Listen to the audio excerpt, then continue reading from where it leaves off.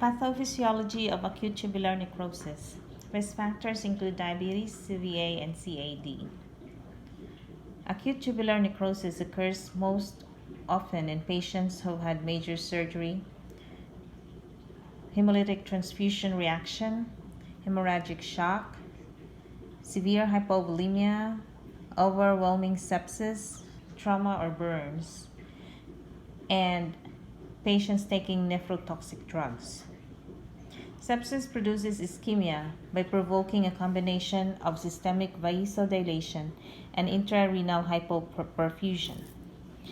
Toxins generated in sepsis sensitize renal tubular cells to the damaging effects of ischemia.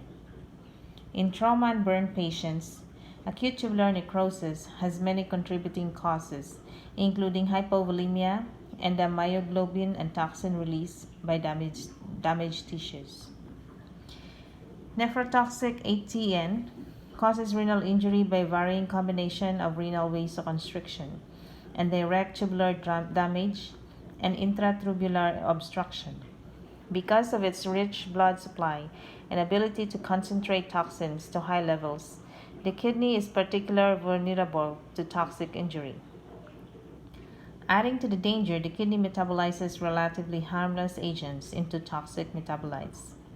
Drugs that are directly toxic to renal tubules include antimicrobials such as aminoglycosides, chemotherapy drugs such as cisplatin and ifosfamide, and radiocontrast agents used during cardiac catheterization and other diagnostic imaging.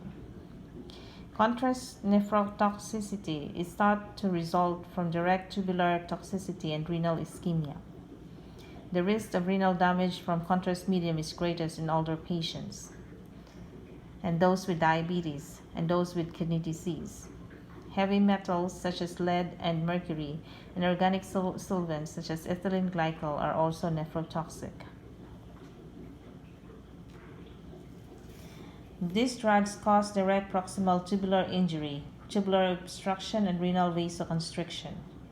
Crystal-induced nephropathy due to high cell turnover such as uric acid, calcium phosphate crystals in a setting of ongoing malignancy treatment.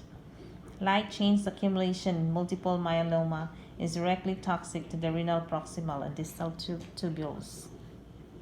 Because of all these factors, there will be an injury to inside of the kidneys, which are the small tube-shaped structures that remove salt, excess fluids, and waste products from our blood. When these tubules are damaged or destroyed, they develop acute tubular necrosis.